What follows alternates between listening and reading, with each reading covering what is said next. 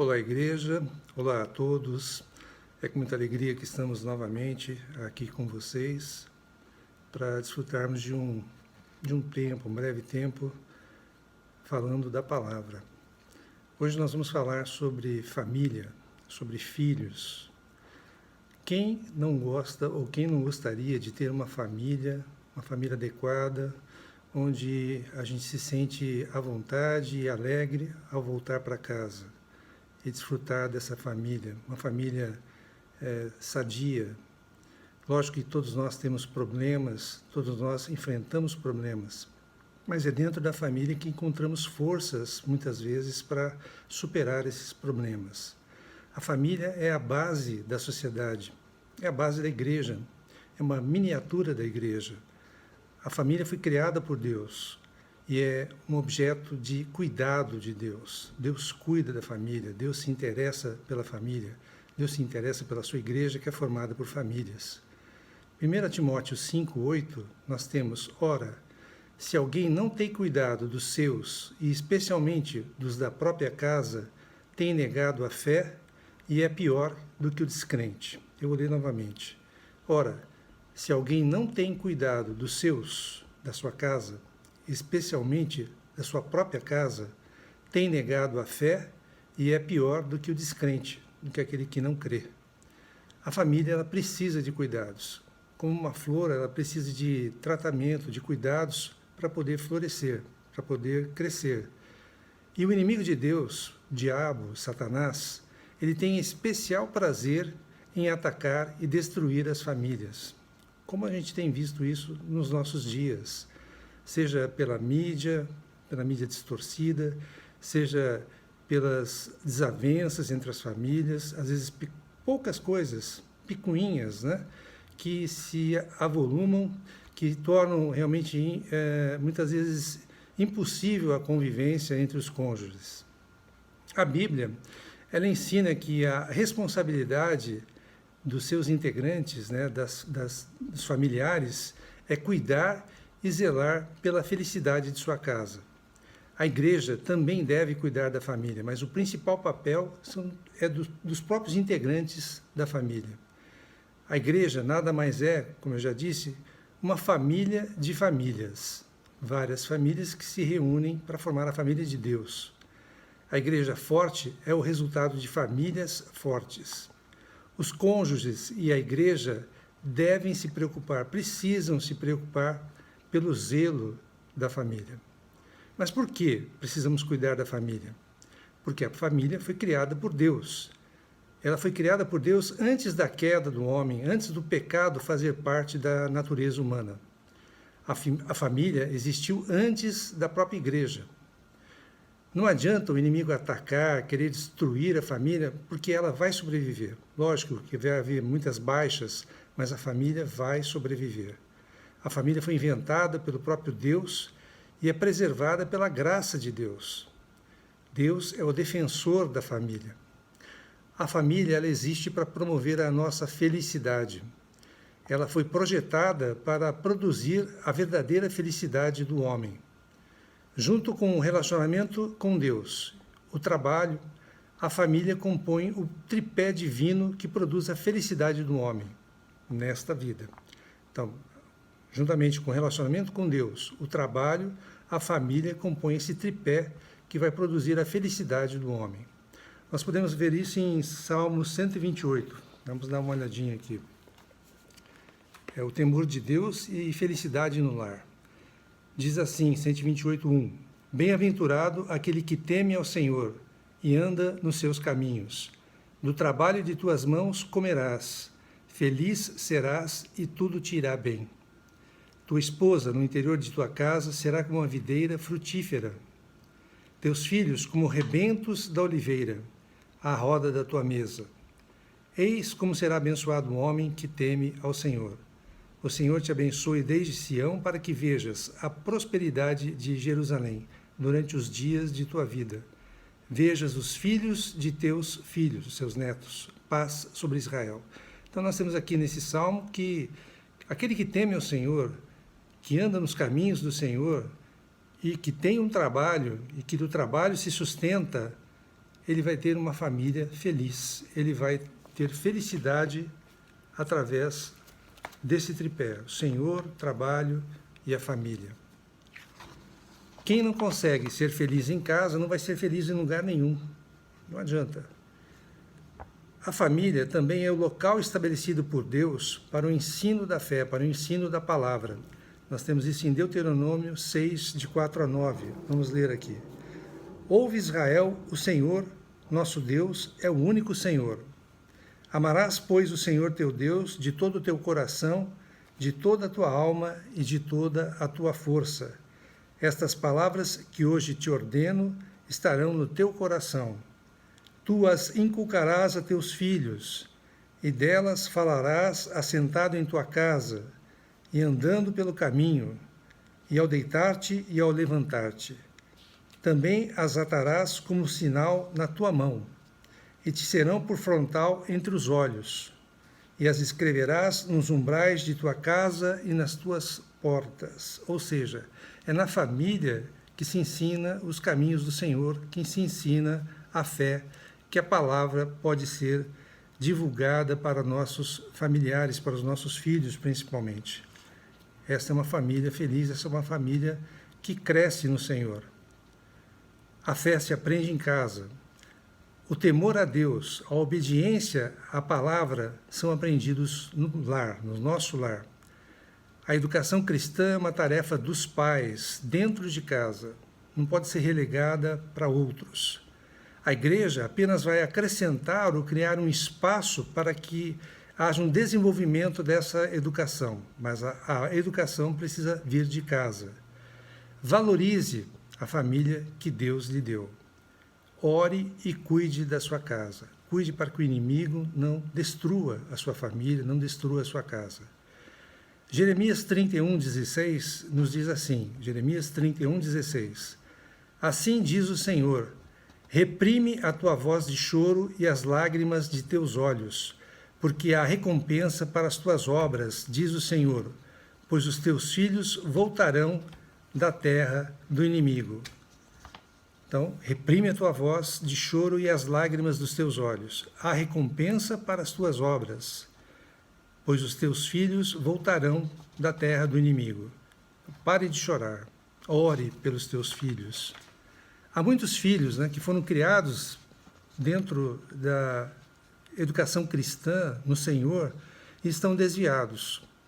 Muitos participaram da igreja até a adolescência ou até a mocidade, mas hoje estão no mundo, estão perdidos no mundo.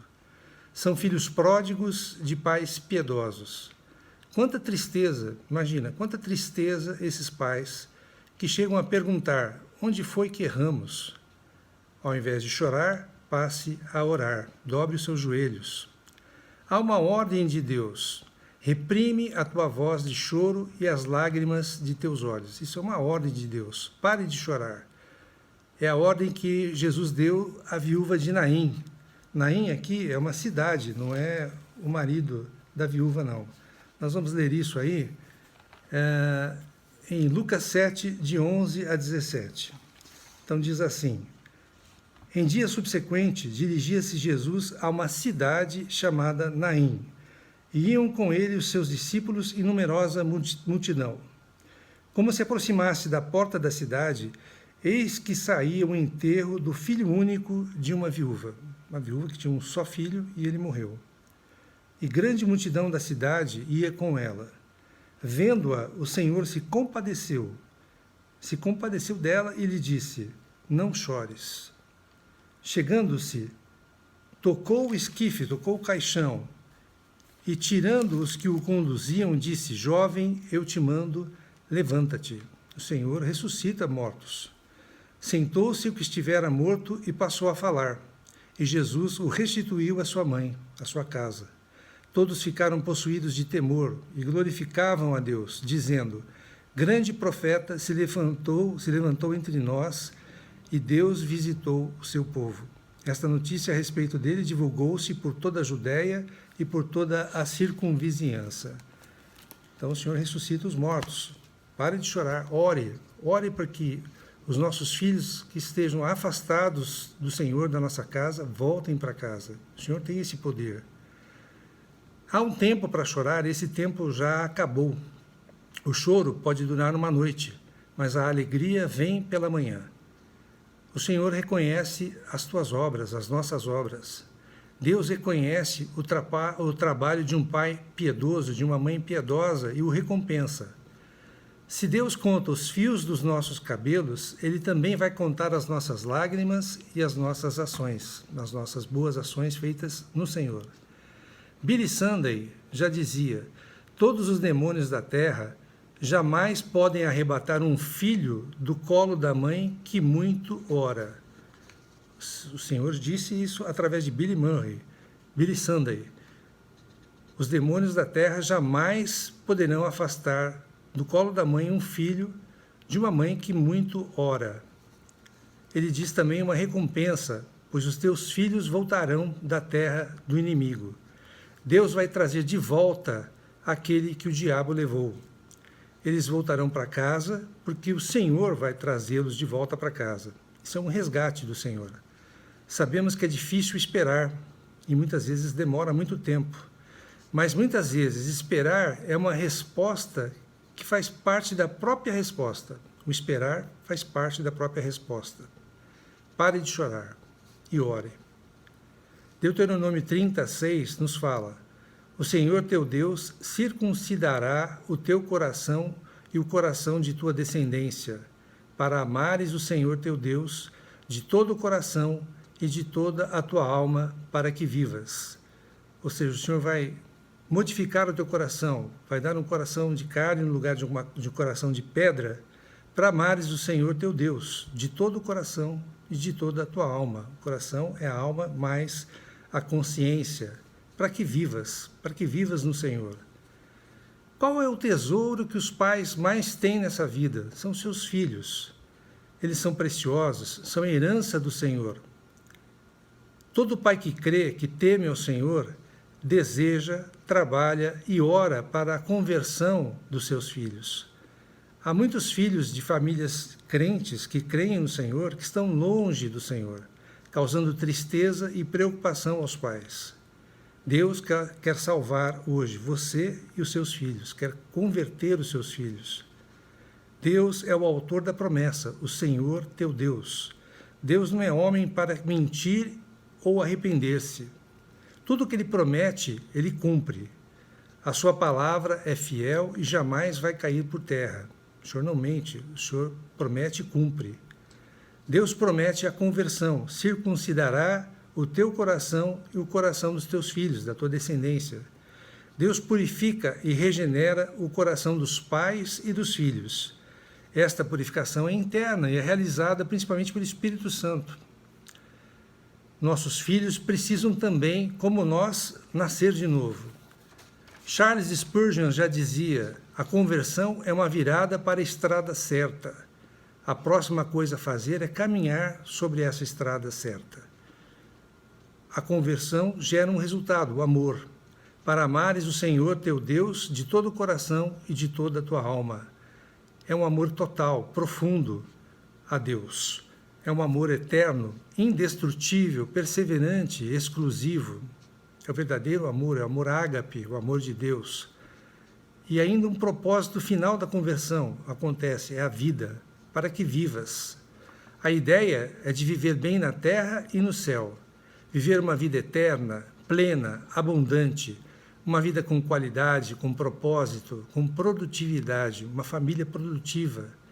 É vida e Deus, com Deus e para Deus. Portanto, lute com Deus em oração pela conversão dos teus filhos, lute pela tua família, para que tua família não seja subjugada pelo inimigo, pelas artimanhas, pelas armadilhas do inimigo, que são tão frequentes hoje em dia. Lute, não seja aquele que desiste no primeiro problema, na primeira briga conjugal, na primeira dificuldade com os filhos. Ore sempre, ore todos os dias para que sua família seja resgatada e permaneça no Senhor. Uma família saudável, fiel ao Senhor. Não desista. Espero que vocês tenham gostado. Volto a falar, quem ainda não se inscreveu no meu canal, que se inscreva, está escrito aqui embaixo, inscrever-se. Você vai ter acesso a todos os vídeos e aos próximos que virão você vai ter uma notificação. No próximo vídeo nós vamos falar novamente sobre Apocalipse. Lembrando que a ICEL, a Igreja Cristã em Londrina, está estudando Apocalipse. Aqui comigo você vai ter alguns trechos de Apocalipse. Na ICEL você vai ter o estudo de Apocalipse em sequência. Portanto, também se inscreva na ICEL, Igreja Cristã em Londrina. Você vai ter, então, os vídeos em sequência e outros vídeos que podem ser úteis para você e para a sua família. Que todos nós tenhamos uma semana abençoada no Senhor, que o Senhor possa santificar a nossa vida, a nossa família, que possa proteger a nossa família contra os ataques do inimigo. Que tenhamos uma família fiel ao Senhor, saudável no Senhor. Amém.